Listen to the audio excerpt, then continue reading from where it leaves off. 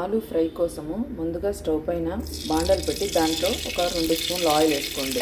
Oil వేడయ్యేటప్పుడు ఈ పొటాటోస్ను ఇట్లా చిన్న చిన్న పీసులుగా కట్ చేసేసుకోవాలి. దీంట్లోకి తిరగమాత గింజలు వేసేయాలి. గింజలు వేగుతూనే ఒక ఆనియన్ కట్ చేసి వేయించుకోవాలి. ఆనియన్ కొంచెం మెత్తపడుతూనే ఈ పొటాటోస్ దీంట్లోకి యాడ్ చేసుకోవాలి.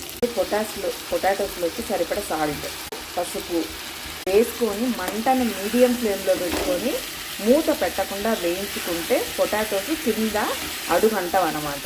సో మూత పెట్టకోకుండానే పొటాటోస్ని మనము ఫ్రై చేసుకొని మగ్గబెట్టుకోవాలి. మూత పెట్టేసినామంటే కింద అడుగంటుతుంది అనమాట.